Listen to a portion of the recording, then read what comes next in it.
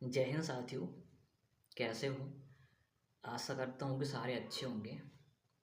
तो आज की इस वीडियो में हम बात करने वाले हैं यूपीएससी के पॉइंट ऑफ व्यू से, क्योंकि बहुत सारे लोग इसे लक का एग्ज़ाम भी कहते हैं, क्योंकि इसमें कंपटीशन कितना है और कितने योग्य लोग इसको देते हैं, ये भली भांति आप सब जानते होंगे। और अगर नहीं जानते तो आपको बता देता हूँ मैं। दोस्त, इसमें लगभग आधे वो लोग होते हैं, अगर मान के चलो कि जिसमें मैं मान लेता हूँ कि अगर 5 लाख लोगों ने फॉर्म भरा है, तो आप कितना भी मत मानो, 1 लाख तो कुछ ऐसे लोग होते होंगे जिन्होंने सीरियसली तैयारी की थी, या फिर जिनकी 2-3 साल की तैयारी थी, ऐसे भी लोग होंगे। अब इनमें से मैं मान के चलता हूँ कि 10 से 20 हज़ार लोग ऐसे होंगे जो लगातार एग्ज़ाम दे रहे हैं पहले से। लगभग 2-3 अटैम्प्ट हैं, 4 अटैम्प्ट हैं, किसी का तो 5-6-7 इतने अटैम्प्ट भी लोग देते हैं।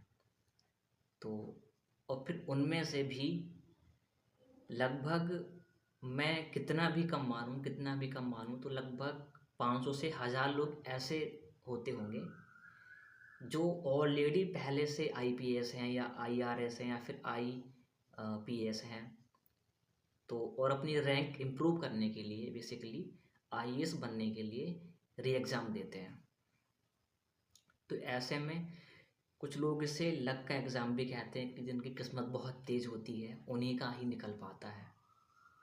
और वहीं कुछ मोटिवेटर्स होते हैं, जैसे कुछ टीचर्स होते हैं, वो भी बेसिकली, मैं किसी को टारगेट नहीं कर रहा हूँ यहाँ पे, लेकिन जो रियलिटी है, जो वास्तविकता है, मैं वही बता रहा हूँ कि वो कहते हैं कि आप मेहनत करो, बस 8 से 9 घंटे पढ़ो 1 साल और मेहनत करो, देखते हैं कि यूपीएससी कैसे नहीं होता है।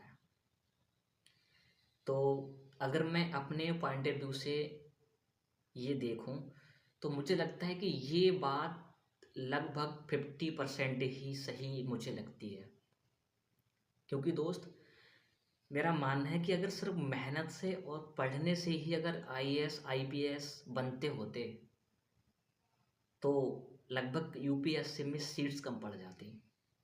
क्योंकि मैंने ऐसे ऐसे मेहनत करने वाले लोगों को देखा है, और जिनसे अगर आप पॉलिटी की एक बात पूछो जिनसे अगर आप पॉलिटी की कोई एक बात पूछो, वो उससे संबंधित आपको 10 बातें बताते बताते हैं, मतलब बता देंगे, वो भी विद अनुच्छेद के। लेकिन हुआ क्या कि प्रीलिम्स नहीं हो रहा है। 2 साल हो गए हैं, 3 साल हो गए हैं, 4 साल हो गए हैं, प्री हो जाता है तो मेंस नहीं होता है, मेंस हो जाता है तो फाइनली इंटरव्यू कॉल आती है, इंटरव्यू अच्छा जाता है, फिर भी लगभग फाइनल लिस्ट में नाम आने से पॉइंट नंबरों से तो रह जाते हैं, .1 .2 ऐसे नंबरों से रहे हैं।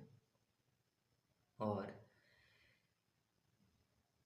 कोई नॉलेज की कमी आप नहीं कह सकते कि उन्हें नॉलेज की कमी है, तो आप इसे क्या कहना चाहेंगे, किस्मत या मेहनत? अब बेसिकली अगर मैं बात करूं मेहनत की, तो जो बंदा प्रीलिम्स निकाल रहा है, मेंस निकाल रहा है, इंटरव्यू फेस कर रहा है, क्या आप मान सकते हैं कि उसने मेहनत नहीं की होगी? उसने मेहनत की होगी ना, तभी वहाँ तक पहुँचा है वो। अब यही बात अगर मैं किस्मत के पॉइंट ऑफ व्यू से करूँ, तो इनमें बहुत सारे जिनका सिलेक्शन होता है, वो एस्पिरेंट्स ऐसे होते हैं जिनका पहला अटेम्प्ट था, पहले में ही प्री हो गया, पहले में ही मेंस हो गया, पहले में ही इंटरव्यू हो गया, और फिर फाइनल लिस्ट में नाम भी आ गया। तो इसे कहते हैं किस्मत। अब जैसे बेसिकली मैं बात करूं, तो 2014 के जो टॉपर हैं, उनका नाम नहीं लूँगा, उनका लगभग प्रीलिम्स हुआ था सिर्फ 1 मार्क से। अगर वो उनका 1 मार्क्स कम होता तो वो प्रीलिम्स से बाहर हो जाती।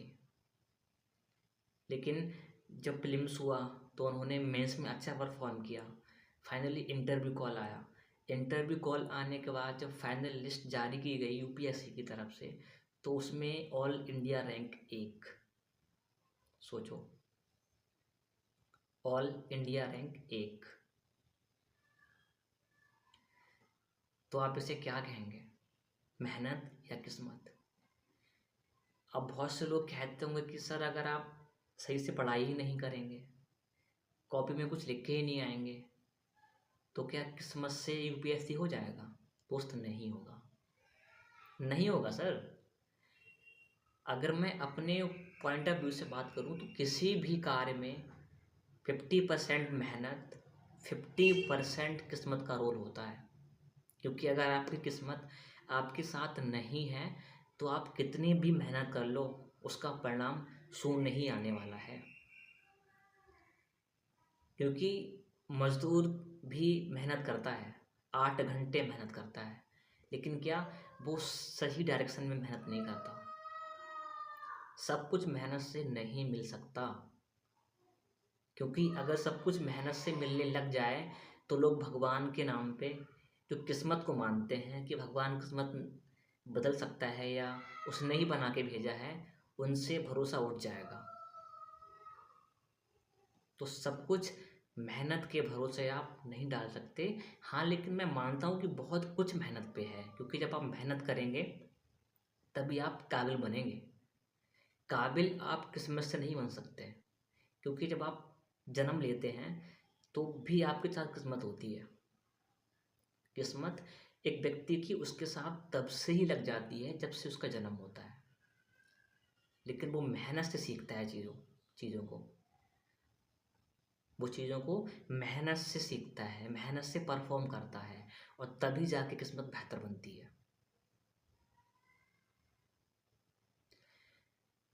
कुछ चीज़ें ऐसी हैं, जैसे बात करूँ तो मैंने आस पास अपने ऐसे कई लोगों को मैं जानता हूँ जिन्होंने बहुत कम मेहनत के और अच्छी सफलता हासिल कर ली, लेकिन उसी काम को एक बंदा लगातार कर रहा है, उससे उसको नॉलेज भी उसकी अपेक्षा ज़्यादा है।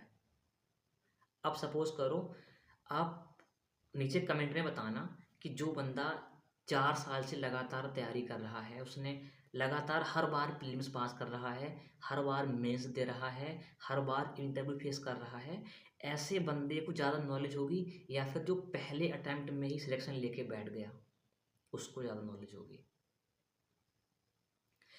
बेसिकली मैं यहाँ पे किसी की तुलना नहीं कर रहा हूँ कि कौन ज़्यादा बुद्धिजीवी है और कौन बुद्धिजीवी नहीं है। बेसिकली मैं एक किस्मत और हार्ड वर्किंग दोनों के बीच जो संबंध है उसको एक्सप्रेस कर रहा हूँ। तो आप नीचे कमेंट करना कि जो बंदा 5 साल तैयारी करने के बाद भी सिलेक्शन नहीं ले पा रहा है और हर बार वो उस लास्ट स्टेज तक पहुँचता है। और दोस्त, ये लास्ट स्टेज जो है ना, वो आपने एक गेम खेला होगा सांप सीढ़ी वाला, उसमें 99 पे जो सांप बैठा होता है ना, अगर वहाँ आपका जो गोटा होता है वो गिरा और कुछ ऐसे मार्क्स आए कि आपकी गोटी 99 पे पहुँच गई, तो वो आपको कहाँ ला देता है? बिल्कुल ज़ीरो पे। तो इंटरव्यू के बाद जो लिस्ट है वो वही 99 का सांप है। आपका अगर नाम लिस्ट में आने से रह गया तो फिर आप जीरो हैं, आप शून्य हैं। और किस्मत लोगों के साथ ऐसे ऐसे खेलती है, जैसे एक सर थे अभी लास्ट बार 2024 में, उनको मैंने देखा था। बेसिकली मैंने उन्हें ट्विटर पे देखा था, जिन्होंने 12 अटैम्प्ट दिए थे, 12 अटैम्प्ट, 7 मेंस लिखे थे उन्होंने, और 5 बार इंटरव्यू दिया था, और फिर भी सिलेक्शन नहीं हुआ। और जबकि अ, उनसे जो कम उन्होंने एफर्ट किया होगा वो सिलेक्शन लेके बैठ गया।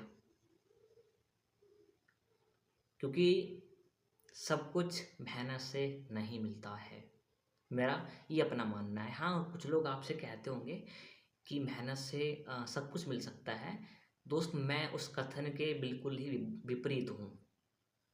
क्योंकि जब अगर आपकी किस्मत में सफलता नहीं है तो आप सही डायरेक्शन में मेहनत कर ही नहीं सकते। अगर आपकी किस्मत में सफलता नहीं है तो आप सही जगह मेहनत कर ही नहीं सकते। आप सिर्फ उतना ही करेंगे जो आपके लिए आपकी आवश्यकताओं को पूरा करने के लिए पर्याप्त है। तो आशा करता हूँ कि बहुत कुछ आपने सीखा होगा इस वीडियो से, और मैं आपको ऐसे वीडियो लेके आता रहूँगा। तो अगर आप जुड़ना चाहते हैं हमसे तो करना कुछ नहीं है, सब्सक्राइब करना है हमारे चैनल को और नोटिफिकेशन बेल को ऑल पे क्लिक कर लेना है, ताकि मेरी जो भी वीडियो अपलोड हो तो उसकी नोटिफिकेशन आप तक पहले पहुंच सके। जय हिंद दोस्तों, अपना ख्याल रखें।